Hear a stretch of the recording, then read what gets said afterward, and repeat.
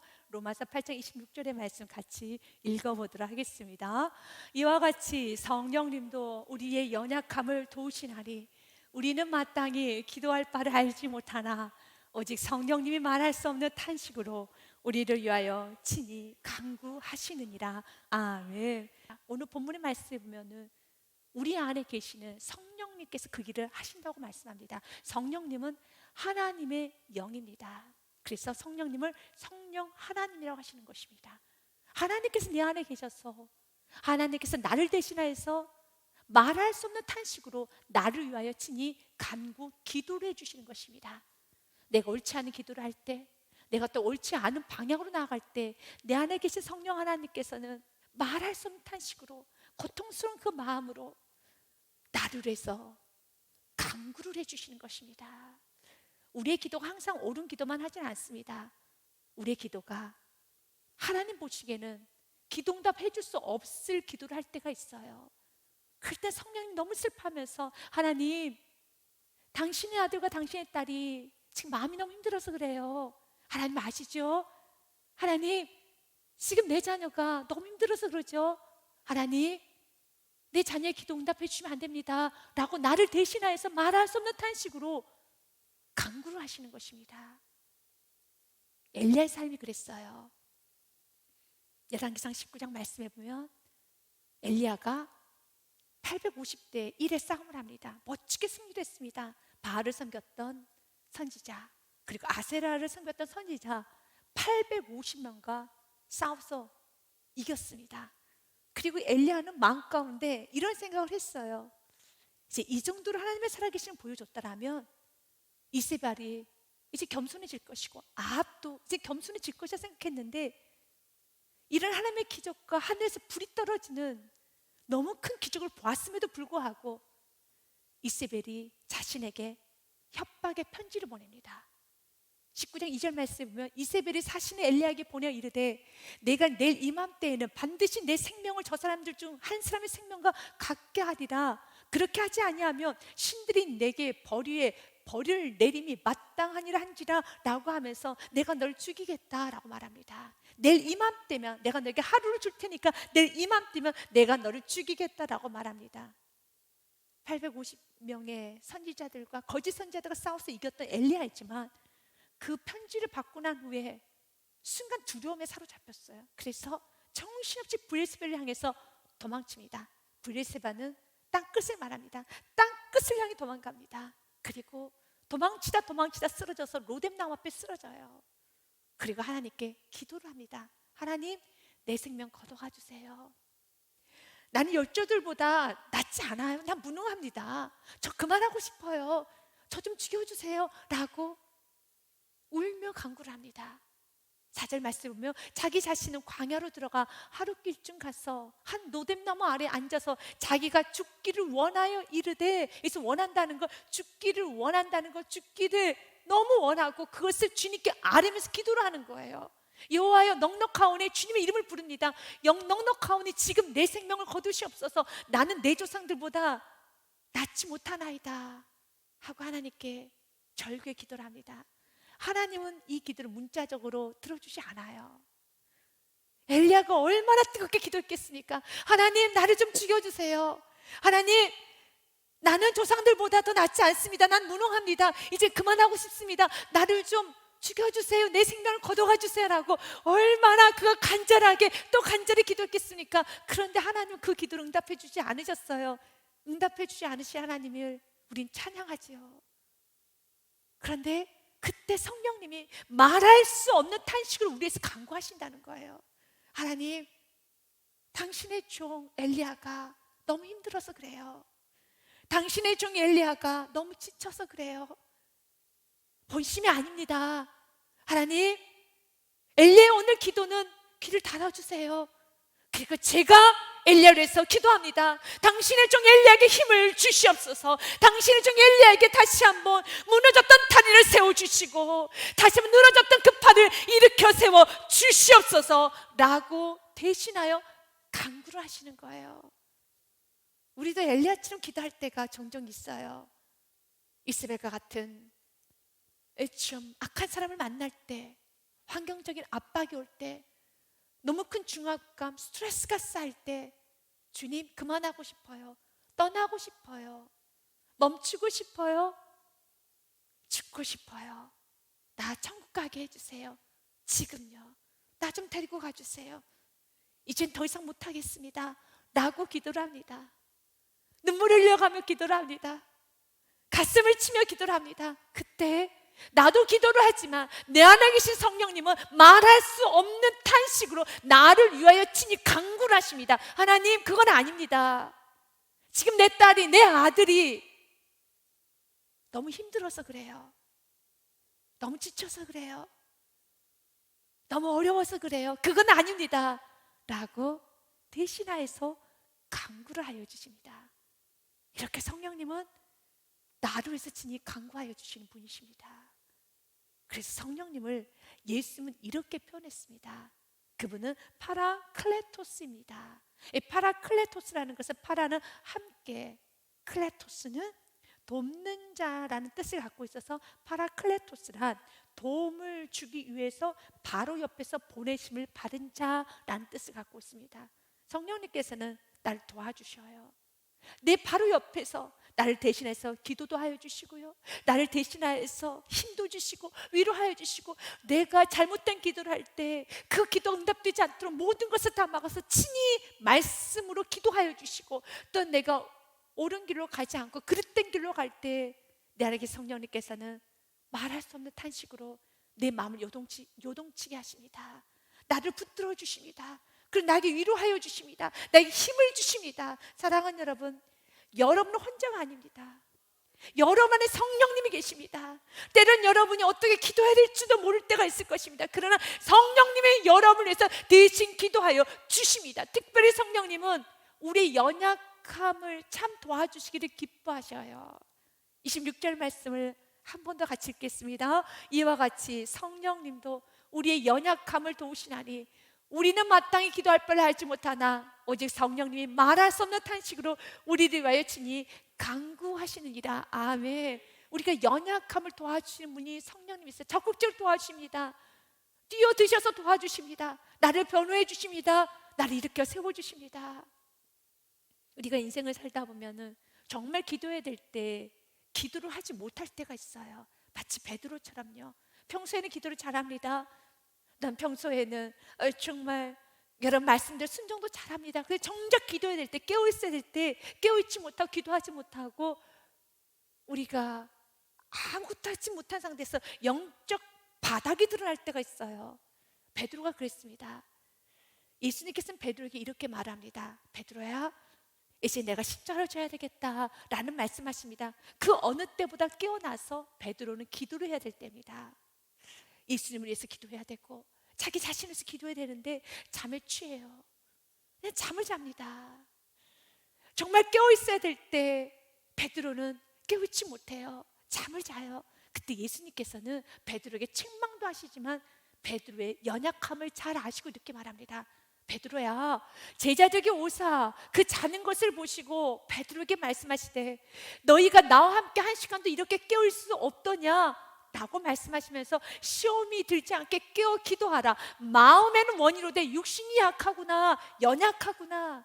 그래서 성령님 우리를 도와주시는 거예요. 우리 예수님은 우리의 연약함을 알아요. 우리의 약함을 알아요. 그렇기 때문에 예수님께서는요, 부활하시고 난 후에 예수의 영인 성령을 우리에게 보내셔서 그 성령님이 여러분 안에 내주하셔서 여러분의 연약함이 죄를 짓지 못하도록, 여러분의 연약함이 실수하지 못하도록, 여러분의 연약함이 누군가의 상처 주지 못하도록 여러분을 꼭 붙들어 주신다는 것입니다. 연약함을 우리 좀 아셔요. 그러나 그 연약함을 인해서 오늘 말씀처럼 마음은 원이로되 육신이 약하다, 연약함을 인하여서 베드로는 너무 큰 죄를 범했지요. 실수를 했지요. 넘어졌지요. 예수님을 부인하고 저주했어요. 예수님께는 너무 큰 죄를 지었고 베드로에게는 죄로 인한 씻지 못할 상처가 남았어요. 내가 가장 사랑하는, 내가 가장 모든 걸 버리고 따랐던 그분에게 여러분 저주하고 욕을 하고 부인했던 그 모든 상처가 지금 베드로의 가슴 안에 있습니다. 그래서 죄 짓지 말라는 거예요. 주님은 여러분의 연약함 채우라지 않습니다. 그러나 그 연약함이 통제되지 아니하면, 죄를 짓게 되면 죄는 너무 아픕니다. 다윗의 삶도 그랬어요. 다윗도 여러분 바세바의 간음의 사건이 있죠. 연약함입니다. 넘어졌어요. 그가 바세바 간음을 할 때 하나님을 사랑하지 않았을까요? 하나님 믿지 않았을까요? 여전히 하나님 믿었고 여전히 그 안에 하나님을 사랑하는 마음이 있었습니다. 그러나 그 안에 있는 연약함이, 정욕이, 욕심이, 이기심이 그를 뒤덮었었을 때 너무 큰 죄를 범했어요. 우리가 죄의 길을 가지 못하도록, 우리가 선을 넘지 못하도록, 우리가 넘어지지 못하도록 우리를 붙들어 주시는 분이 성령님이세요. 말할 수 없는 탄식을 우리 위해서 기도하고 계셔요. 말할 수 없는 탄식으로 우리를 붙들어 주시는 것입니다. 그렇기 때문에 여러분의 연약함에 대해서 우리 성령님은 방치해 두지 않아요. 여러분 이렇게 세웁니다. 여러분이 생각으로 범죄할 때, 여러분 행동을 옮기려고 할 때 안 돼. 말씀을 통하여서, 모든 환경을 통하여서, 그리고 모든 메시지를 통하여서, 수만 가지 방법을 통해서 그 길은 가지 못하도록, 그 선은 넘지 못하도록, 그 실수는 하지 못하도록, 그 말은 절대로 하지 못하도록, 그 결정을 하지 못하도록 주님은 모든 방법을 동원하여서 여러분들을 다시 죄의 자리를 떠날 수 있도록 도와주셔요. 그래서 만약 내가 선을 넘었다면, 내가 하나님께서 기뻐하지 않는 큰 범죄를 했다라면, 내가 넘어졌다라면 돌아보셔야 돼요. 내 안에 너무 큰 자와 교만과 내 안에 너무 큰 강함이 있는가 돌아보셔야 돼요. 수천 번의 성령님 말했을 겁니다. 말할 수 없는 탄식을 주님 간구하여 주세요. 오늘 본문의 말씀에 보면은요 이렇게 돼 있지 않습니까? 27절 말씀처럼요, 마음을 살피신 이가 성령의 생각을 아시나니 이는 성령님이 하나님의 뜻대로 성도를 위하여 간구하신다고 그랬어요. 성도를 위해서 간구해 주시는데 마음을 살피신 이는 하나님이십니다. 하나님이 성령의 생각을 알아요. 그래서 성령님은 하나님의 뜻대로, 우리는 육으로 가려고 합니다. 욕심으로 가려고 하고 이기심과 그리고 또한 게으름과 교만으로 가려고 할 때 성령님은 하나님 뜻을 잘 알고 계셨어요. 그렇기 때문에 그 성령님께서 내가 그런 길로 가지 못하도록 나를 위해서, 성도를 위해서, 나를 위해서 간구를 하시는 것입니다. 그래서 내가 죄를 지었다면 너무 강한 거예요. 내가 넘어졌다라면 내 안에 너무 큰 교만과 자아가 있다는 겁니다.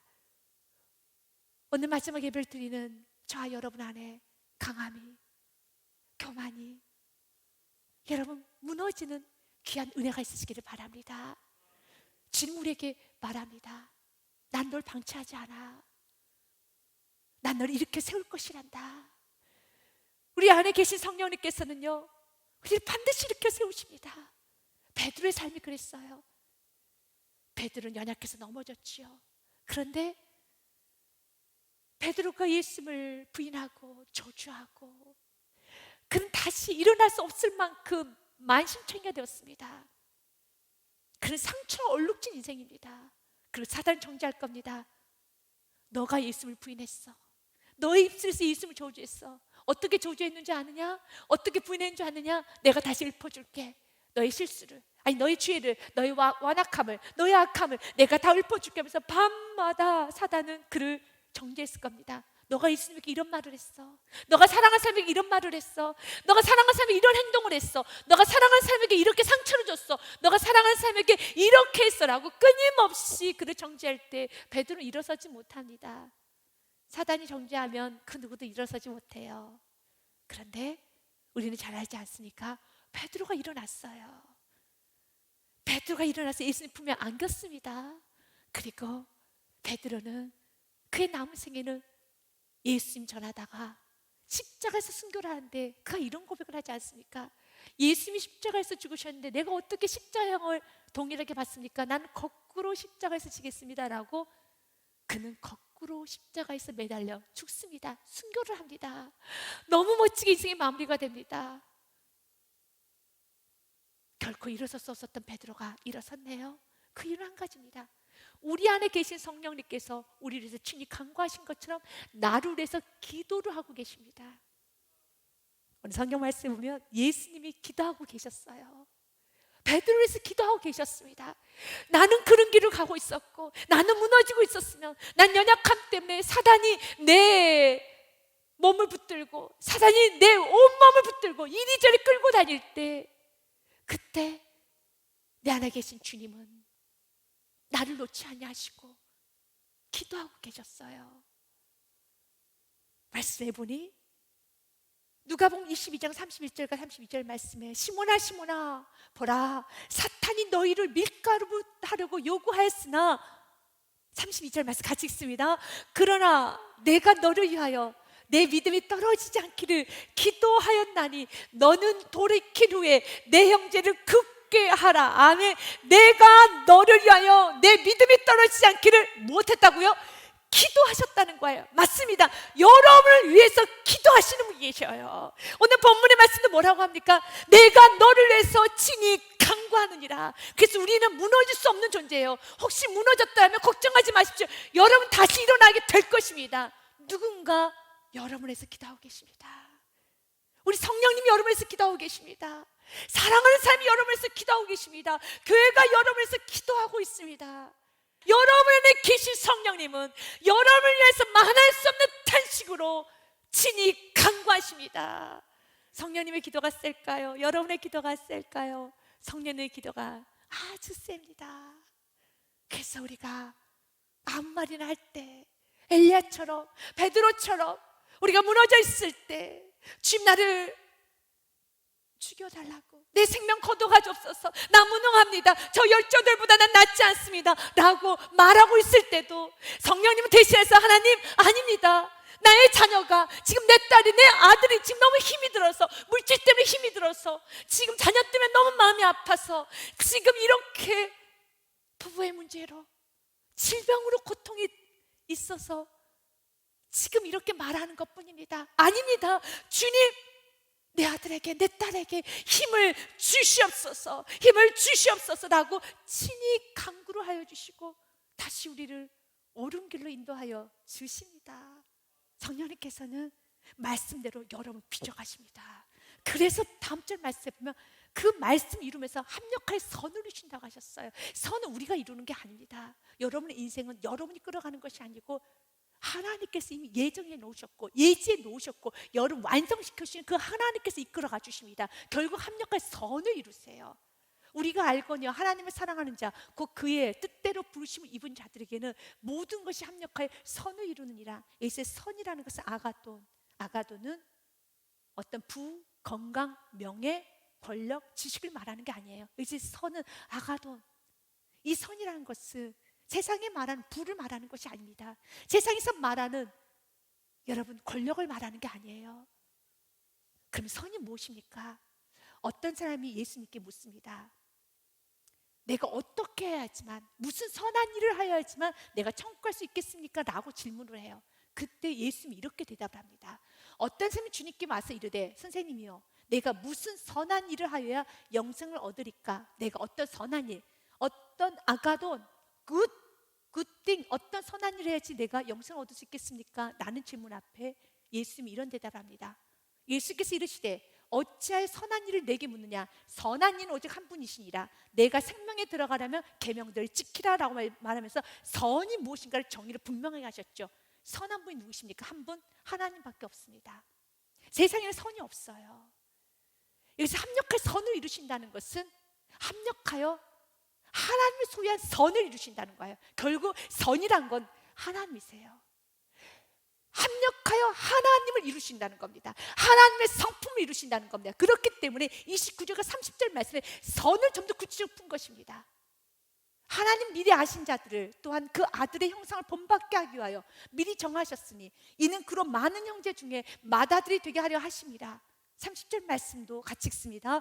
또 미리 정하신 그들을 또한 부르시고 부르신 그들 또한 의롭다 하시고 의롭다 하신 그들 또한 영화롭게 하셨느니라. 29절과 30절의 말씀은 신학적 용어에서는 황금의 용어라고 합니다. 정말 황금 같은 용어들이 29절 30절 다 있습니다. 하나님은 미리 아신 자들을 신학적 용어로 예지라고 합니다. 미리 아셨다라는 거예요. 우리는 우연하게 구원받은 존재들이 아니에요. 우연하게 선택받은 존재들이 아니라 주님께서 미리 아시고 예지, 또한 그 아들 형상을 본받기 위해서 미리 정하셨다. 예정이라는 겁니다. 주님께서 미리 정하셨어요. 그런 많은 형제들 중에서 맏아들이 되게 하라 하심이라, 또한 30절 말씀에 미리 정하신 그들 또한 부르셨어요. 그것을 부르심이라고 하는 겁니다. 부르신 그들 또한 의롭다 하셨어요. 의롭게 하신 것을 우리가 칭의라고 하는 겁니다. 또 칭의가 된, 의롭게 된 그들을 영화롭게 하셨느니라 해서 영화. 다시 말해서 예지, 주님께서 아셨고 예정, 미리 정하셨고, 그리고 미리 정하신 사람들을 부르셨고, 그리고 그 미리 정하신 사람들을 부르셔서 그들에게 믿음을 주셔서 자신 죄인인 것을 알고 예수님이 나의 구원자로 고백하는 그들에게 이제 칭의, 너희는 예수님으로서 깨끗하게 되었습니다라고 칭의가 되었어. 칭의, 의롭게 된 우리들의 마지막 단계는 무엇이냐면 영화로움입니다. 우리는 죄를 짓고 난 후에 형상이 파괴됐어요. 창세기 1장 말씀에 보면 하나님께서는 인간을 지으실 때 자신의 형상으로 지으셨다는 말씀을 하셨습니다. 하나님이 자기 형상, 곧 하나님의 형상대로 사람을 창조하시되 남자 여자를 창조하셨어요. 그래서 형상, 하나님의 형상을 가지고 우리를 창조하셨습니다. 그런데 하나님 영이시기 때문에 우리가 생각하는 육체적인 어피어런스, 외형이 있는 건 아닙니다. 그런데 분명히 말합니다. 하나님의 형상대로 주셨더라고요. 현대어 성경에 보면은 자기 모습을 닮은 사람, 곧 남자 여자를 창조하셨다고 그랬어요. 우리는 하나님과 닮아 있어요. 그럼 하나님과 눈이 똑같다는 것일까요? 코가 똑같다는 것일까요? 아니죠. 하나님 영이시기 때문에 눈, 코, 우리가 생각하는 눈, 코, 입, 외형이 있지는 않죠. 그럼 무엇이 닮았습니까? 그분의 성품인 거예요. 그분의 성품 그대로, 그분의 성품, 그분의 형상, 그분의 여러분 이미지를 아담과에 넣어놓으셨어요. 죄를 짓고 난 후에 그 성품이 다 파괴돼 버렸어요. 나타나지는 않습니다. 다시 우리가 예수 그리스도를 만나고 난 후에 우리는 합력할 선을 이루어야 되는 겁니다. 그 선은 아름다운 성품 회복돼야 돼요. 하나님의 닮은 꼴이 되셔야 되는 겁니다. 하나님과 본받아야 되는 것입니다. 우리를 향해서 하나님의 향기가 드러나야 되는 겁니다. 9가지 하나님의 향이 우리의 온몸을 통해서, 우리의 온 생애를 통해서 드러나야 되는 것입니다. 고린도후서 말씀에 보면은 2장 15절 말씀에 우리는 구원받은 자들에게나 그리스도인들에게나 망하는 자들에게나 교만하고 이기적이고 이세벨 같은 아합과 같은 그런 사람들에게도 하나님 앞에서 그리스도의 향기라는 겁니다. 어떤 향이 나와야 되겠습니까? 어떤 향이 있어야 되겠습니까? 우리 하나님께서 여러분 드러나신 향이 있어요. 우리 하나님은 좋은 향기가 납니다. 성경에서는요 성령의 열매라고 표현합니다. 하나님은 이런 향기가 나요. 오직 성령의 열매는 사랑, 희락, 화평, 오래 참은 자비, 양성, 충성, 온유, 절제, 이 같은 것을 금지할 법이 없느니라라고 하시면서 열매는 향이 있는 것처럼 우리 하나님이 가시는 곳에는 9가지 향이 어우러져서 이렇게 향기가 나는 겁니다. 저와 여러분이 바로 그 향기가 나야 돼요. 9가지 향이 나야 되는 겁니다. 합력할 선을 이루신다는 것은 하나님, 내가 모든 상황에, 내가 모든 인생에 한 해를 마무리하면서 내가 어제의 나보다 오늘 내가 더 아름다운 향기, 9가지 향기가 나기 원합니다. 내가 작년보다 올해보다 내년에 더 아름다운 향기가 드러나기 원합니다. 아름다운 향이 나셔야 되는 것입니다. 그래서 28절 말씀에 합력할 선을 이루는 것은 믿지 않은 사람들에게 합력할 선을 이루는 게 아니에요. 우리가 알거니와 하나님을 사랑하는 자, 그 뜻대로 부르심 입은 자들에게 주께서 부르신 나의 자녀들만이 선을 이루어 가십니다. 그래서 그 선을 이루어가는 과정에서 주님 우리에게 때는 연단을 하시기도 하고요, 우리를 또 벗기시면서 우리 안에 계신 성령님께서 우리 탄식해서 기도하셔서 우리가 욕심의 자리로 갈 때, 우리가 이기심의 자리로 갈 때 이기심과 욕심의 자리로 가지 못하도록 우리를 붙들어 주시고 우리를 이끌어 주시면서 우리를 어디로 선을 이루어 가시는 거예요. 하나님의 형상을 닮아가게 하시는 겁니다. 하나님의 9가지 향이 우리의 삶에 곳곳에 퍼져가도록 성령님께서 우리를 이끌어 주십니다. 그를 위해서 성령님은 진리의 영이시거든요. 우리가 그 아름다운 향기를 드러내는데 방해하는 것들을 말씀을 통하여서 친히 밝혀주셔요. 왜냐하면 하나님의 말씀은 살아있기 때문에 여러분들이 이 말씀을 듣고 여러분들 안에 그 향기를 발하지 못하게 하는 것을 버리셔야 되는 겁니다. 여러분 그것을 내려놓으셔야 되는 겁니다. 부셔야 되는 것입니다. 하나님의 말씀은 히브리서 4장 12절 말씀에 보면요, 하나님 말씀은 살아있고 활력이 있어서 좌우여 날선 어떤 것보다 더 예리하여서 혼과 영과 및 관절과 골수를 찔러 쫓기기까지 하며 또 마음의 생각과 뜻을 판단하신다고 하셨어요. 성령님께서는, 진리의 영신 성령님은 우리를 밝히 드러내셔서 향을 내지 못하게 하는, 하나님의 성품을 닮아가지 못하게 하는 모든 죄악된 걸 다 드러내신 겁니다. 그래서 때로 말씀을 들으면 아파요.